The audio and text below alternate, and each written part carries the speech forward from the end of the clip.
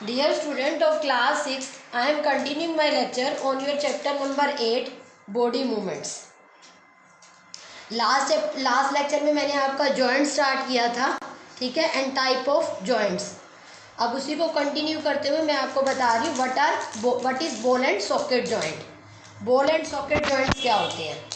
The joint in which the rounded end of one bone fits into the cavity of the other bone is called ball and socket joint. Such a joint allows movement of the bones in all directions.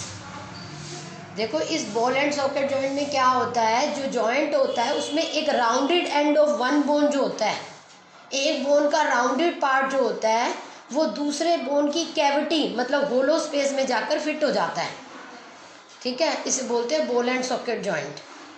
Such a joint allows movement of the bone in all direction. और जहाँ पर भी ये joint present होता है वहाँ पर movement हर direction में होती है, सभी डायरेक्शन में होती है.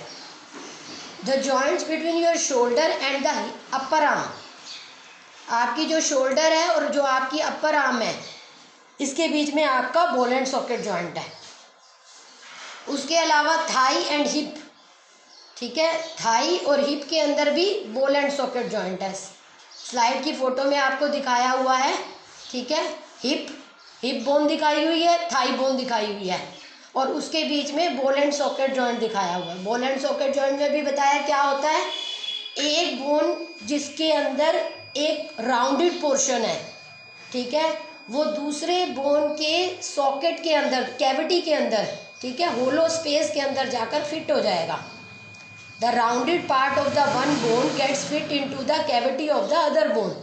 That makes a ball and socket joint which makes movement in all the direction. अब इसी बॉल एंड सॉकेट जॉइंट को समझने के लिए हम एक एक्टिविटी करेंगे. To make a model of ball and socket joint. Material required a strip of paper, an old rubber और plastic ball with a hole, a small ball. ठीक है, these things are required a strip of paper, an old rubber और plastic ball with a hole and a small bowl. Roll a procedure. Roll a strip of paper into a cylinder. Make a small hole in an old rubber और plastic ball and push the ball's paper cylinder into it as shown. You can also stick the cylinder on the ball. Put the ball in a small bowl. Now rotate the ball inside the bowl. It moves in all direction. देखो किस तरह से ball and socket joint बना हुआ है. आपने क्या करना है, एक स्ट्रिप ऑफ पेपर लेना है, उसको सिलेंडर बना देना है, ठीक है. आप make a small hole in the old rubber और प्लास्टिक बॉल. या तो तुम क्या करो, एक पुरानी रबर या प्लास्टिक बॉल ले लो और उसके अंदर एक छोटा सा होल क्रिएट कर दो. And push the paper cylinder into it, और उसके अंदर पेपर सिलेंडर को पुश कर दो, उसके अंदर डाल दो, जैसे स्लाइड की फोटो में दिखाया हुआ है, ठीक है. अब क्या करना है, you can stick the cylinder on the ball. तुम चाहो तो स्टिक भी कर सकते हो, तुम चाहो तो उसके अंदर होल करके उसके अंदर पुश कर सकते हो, ठीक है. अब साथ में put the ball in the small bowl. अब एक बाउल लेना है जैसे कि फोटो में दिखाया हुआ है, उसके अंदर बॉल को लगा देना है, ठीक है. इस तरह से लगाना है, साइज इस तरह से सिलेक्ट करनी है कि वो उसके अंदर फिट हो जाए, ठीक है. आपका बाउल के अंदर वो बॉल फिट हो जानी चाहिए. अब आप बॉल को घुमाओ, बॉल हर जगह घूमेगी, ठीक है, बॉल हर जगह घूम रही है. इसी तरह से ही आपका बॉल एंड सॉकेट जॉइंट होता है, ठीक है. एक बोन की कैविटी के अंदर दूसरे बोन के का जो राउंड पार्ट होता है वो जाकर फिट हो जाता है, ठीक है. जिससे क्या होता है, वो जो मूवमेंट होती है वो हर डायरेक्शन में होती है. जैसे आपके शोल्डर और अपर आर्म में जो जॉइंट है that is your ball and socket joint, जिसकी वजह से क्या है, आप बाजू को हर डायरेक्शन में घुमा लेते हो ना. तो इन्हें सेम वे देखो, बिल्कुल सेम वैसे ही दिखाया हुआ है. बॉल है, ठीक है, बॉल को आपने फिट किया है बाउल के अंदर और बॉल के साथ क्या लगी हुई है, सिलेंडर लगा हुआ है. सिलेंडर को आपने बॉल के अंदर पुश किया हुआ है और इस चीज़ को आपने बाउल के अंदर फिट कर दिया है. और फिर बॉल को घुमाओगे, हर जगह बॉल घूमेगी आपकी. Pivotal joint. This joint where our neck joints the head is a pivotal joint. जिस जॉइंट पे आपकी जो नेक है वो हेड से जॉइन है, ये पाइवटल जॉइंट का एग्जांपल है. It allows us to bend और head forward and backward and turn head to a right और left. In a pivotal joint a cylinder bone rotates in a ring. आपकी जो नेक है वो आपके हेड के अंदर है, हेड के साथ जॉइंट है. ठीक है, तो नेक और हेड के बीच में जो आपका जॉइंट है दैट इज पाइवटल जॉइंट. नेक और हेड, देखो आपकी फोटो की स्लाइड की फोटो में भी दिखाया हुआ है आपको पाइवटल जॉइंट. ठीक है, तो इससे क्या है, आपकी जो नेक है, आपका जो हेड है, इट अलाउज टू बेंड और हेड. हमारा हेड आगे जाता है, पीछे जाता है, forward backward, turn head to right to left.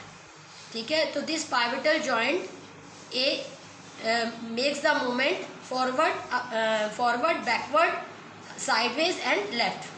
ठीक है, in a pivotal joint a cylinder bone rotates in a ring. इसके अंदर क्या होता है, एक सिलेंड्रिकल बोन होती है जो कि एक रिंग के अंदर रोटेट करती है. उसके बाद है आपका हिंग जॉइंट. हिंग जॉइंट में क्या है, this joint is like hinge on a door. ठीक है, अब ये हिंज जॉइंट जो है वो बिल्कुल एक हिंज ऑन अ डोर की तरह काम करता है. It allows movement only in one plane, back and forth. ठीक है, ये सिर्फ एक ही डायरेक्शन में आपको मूवमेंट देता है, एक ही प्लेन में मूवमेंट देता है, back and forth, means up to 180 degree. The knee and elbow are the example of hinge joint. ठीक है, आपका जो नी है और आपका जो एल्बो है, ठीक है, आपकी दोनों आर्म्स की जो दो लोअर आर्म और अपर आर्म के बीच में आपकी एल्बो है और आपके अपर लेग और लोअर लेग के बीच में नी है. ठीक है, तो जो आपकी मूवमेंट होती है दोनों जगह पर बैक एंड फोर्थ ही होती है. जैसे आपका डोर खुलता है बंद होता है, सिर्फ 180 डिग्री तक ही मूव करता है. हिंज जो होते हैं वो 180 डिग्री के एंगल तक ही मूवमेंट देते हैं, बैक एंड फोर्थ. इसी तरह से आपके नी और एल्बो में भी यही जॉइंट है. Gliding joint, this joint which allows only a limited movement due to sliding of bones over one another is called gliding joint. ये जॉइंट जो है बहुत ही कम मूवमेंट देता है क्योंकि एक बोन दूसरी बोन के ऊपर से स्लाइड हो रही है. ठीक है, इस मूवमेंट, इस ग्लाइडिंग जॉइंट में. रिस्ट जॉइंट्स, ठीक है, रिस्ट जॉइंट आपकी आर्म और लोअर आर्म और आपका हैंड, उसके बीच रिस्ट जॉइंट है ना. ठीक है, आपकी लोअर आर्म और आपका हैंड, उसके बीच में आपका रिस्ट जॉइंट है. ठीक है ना, between the wrist joints between the rings of backbone are example of gliding joint. इसमें जो बोन्स, एक बोन जो होती है वो दूसरे बोन के ऊपर से स्लाइड होती है सिर्फ. ठीक है, इसीलिए एक लिटिल मूवमेंट ही प्रोवाइड कर पाती है. What do you mean by skeletal system? अब skeletal system क्या होता है? Skeletal system comprises bones and cartilage. The framework of bones and cartilages which support the body of an animal is called skeleton. देखो हमारी body में अलग अलग organs काम कर रहे हैं, लेकिन हमारी बॉडी का जो मेन फ्रेमवर्क है वो हमारा स्केलेटल सिस्टम है, जो हमारी बॉडी को एक पर्टिकुलर शेप देता है.